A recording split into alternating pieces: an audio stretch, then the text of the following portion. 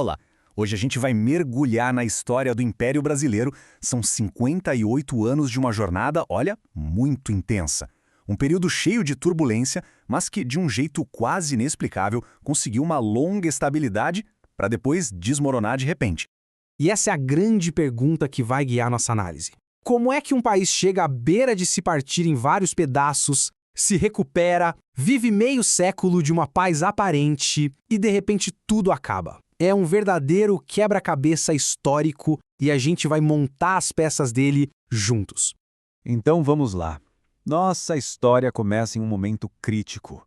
1831. O imperador Dom Pedro I abdica do trono. E o herdeiro, o filho dele, que tinha só 5 anos de idade. Dá para imaginar? O resultado foi um vácuo de poder gigantesco, que simplesmente jogou o país no meio do caos. Essa primeira década sem imperador foi uma confusão danada. Primeiro, tentaram uma regência com 3 pessoas, provisória. Não deu muito certo. Aí elegeram outra regência de 3, agora permanente. Depois, em 34, mudaram tudo de novo com um ato adicional, que colocou o poder na mão de um regente só. Cada passo era uma briga política enorme, com vários grupos disputando o controle do governo a ferro e fogo. E nesse campo de batalha político, a gente tinha basicamente 3 times. Os moderados, que era a elite do campo, querendo manter tudo como estava, sem mexer em nada. Os exaltados, mais radicais com ideias de federalismo e até de república ganhando força nas cidades. E, correndo por fora, os restauradores, que sonhavam com a volta de Dom Pedro I. A colisão entre esses grupos era constante e, na prática, paralisava o país. E essa briga toda lá no Rio de Janeiro acabou servindo de faísca para um monte de incêndios pelo país. O resultado foi uma década inteira de rebeliões regionais, uma mais violenta que a outra. A própria ideia de um Brasil unificado foi colocada em xeque, mostrando o quanto o país ainda era frágil. Uma das maiores explosões foi a cabanagem, lá no Pará. E atenção, essa não foi uma revolta de elite não, foi um levante do povo mesmo. Indígenas, caboclos, negros, gente que vivia em cabanas na beira dos rios, cansada da miséria e do descaso do governo. O custo humano dessa revolta foi assustador. A estimativa é de 40 mil mortos. Para ter uma ideia, isso era quase 1/3 da população da província na época. É um número que mostra a violência absurda que o Império usou para manter a ordem e o território unido a qualquer preço. Pouco tempo depois, no Maranhão, a história se repetiu com a balaiada. E de novo, um movimento que veio de baixo. Vaqueiros, artesãos que faziam balaios e milhares de escravizados que conseguiram fugir. Todos eles se uniram contra os poderosos fazendeiros locais. E mais uma vez, a resposta do governo foi brutal. Cerca de 20 mil mortos.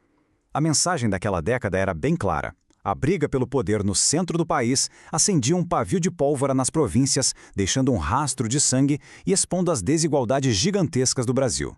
E aí, no meio desse caos todo, qual foi a grande solução que a elite brasileira encontrou? Um golpe, o chamado golpe da maioridade.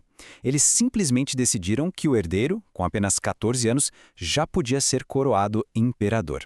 A aposta era que a figura de Dom Pedro II conseguiria, enfim, pacificar o país.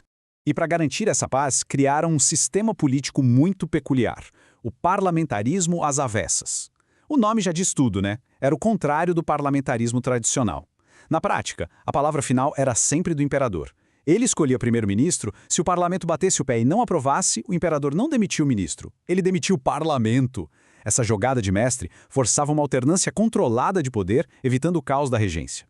Foi a fórmula da estabilidade, mas claro, em troca de uma democracia bem limitada. E essa frase famosa da época é perfeita para descrever a política do Segundo Reinado. No fundo, os 2 grandes partidos, liberal e conservador, eram farinha do mesmo saco. Representavam a mesma elite de donos de terra. A briga entre eles era só para ver quem controlava os cargos no governo, não por projetos de país realmente diferentes. Com a política finalmente nos eixos, a economia deslanchou. Mas esse progresso todo carregava uma contradição gigantesca. Uma contradição que estava na base de tudo. Um desenvolvimento com cara de moderno, mas que dependia totalmente do trabalho escravizado.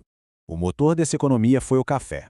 O cultivo explodiu, principalmente no Vale do Paraíba e no oeste de São Paulo. Como a gente vê aqui, o café não demorou para deixar o açúcar e o algodão para trás e se tornar o verdadeiro rei da economia brasileira, o grande financiador do império. E toda essa grana do café bancou um surto de modernização. Foi a chamada Era Mauá. Pela primeira vez, o Brasil viu ferrovias, Navios a vapor, telégrafos, bancos modernos, parecia que o país estava finalmente entrando no século XIX. Mas tinha um lado muito sombrio por trás dessa fachada de progresso. E esse lado sombrio era a escravidão. Essa linha do tempo mostra o quão lento e doloroso foi o processo para acabar com ela. Veja só, mais de 50 anos entre a primeira lei, que ficou conhecida como Lei para Inglês Ver, porque não pegou, e a abolição definitiva. Foram décadas de leis parciais e muita pressão para acabar com um sistema que, não vamos esquecer, sustentava a economia do café e, por consequência, o próprio império. E agora, a gente entra no ato final. A partir de 1870, aqueles mesmos pilares que deram estabilidade para o longo reinado de Dom Pedro II começaram a tremer e a cair, um por um, e com eles, a própria monarquia. Dá para entender a queda do Império se a gente olhar para 3 crises que aconteceram ao mesmo tempo e que destruíram a base de apoio da monarquia. Vamos analisar cada uma delas.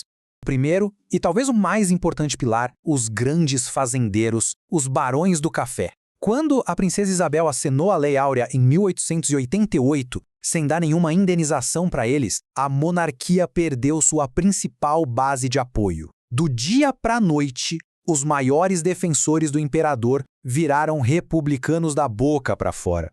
O segundo pilar que caiu foi a Igreja.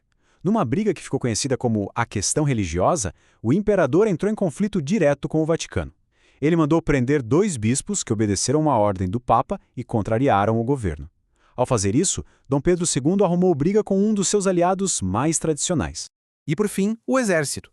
Depois de vencer a Guerra do Paraguai, os militares voltaram muito mais fortes e cheios de novas ideias. Eles já não aceitavam mais seu coadjuvantes na política.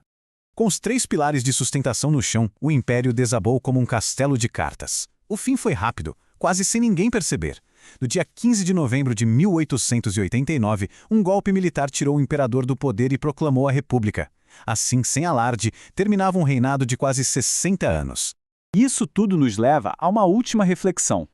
A monarquia acabou em 1889, é verdade. Mas as grandes questões que marcaram o império, a briga entre as regiões e o poder central, a desigualdade social absurda, o papel dos militares na política, será que elas desapareceram? Ou será que elas continuaram, de outras formas, a moldar a história do Brasil até os dias de hoje? Fica aí o pensamento.